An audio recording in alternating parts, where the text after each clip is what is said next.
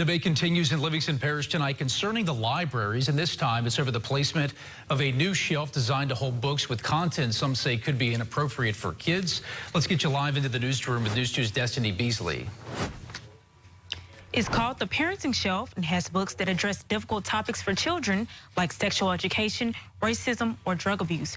Right now, this shelf is in the children's section of the library, and not everyone agrees that's where it should stay. I don't understand why we're fighting so hard to keep sensitive topics in the children's section. A compromise was made to have children books that discuss tough topics put on a special shelf called the Parenting Shelf. And now some board members want to move that shelf closer to the circulation desk where workers can keep a closer eye on it.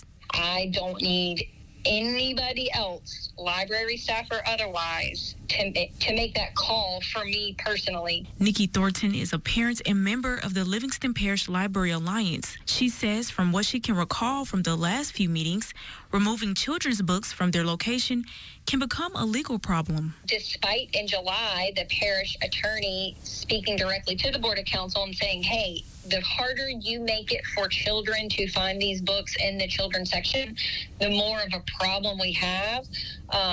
It was really concerning to see that expert guidance ignored for a second time.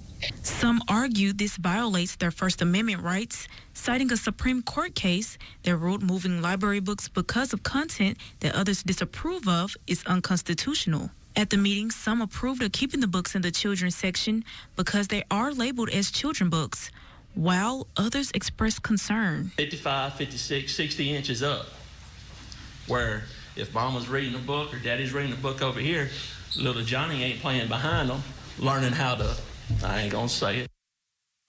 Thornton says she believes that the board will come to a resolution that will keep the shelves books where they are intended to stay. The topic was tabled at the last meeting, so it's unclear when the decision will be made. Live in the newsroom, Destiny Beasley, WBRZ News 2.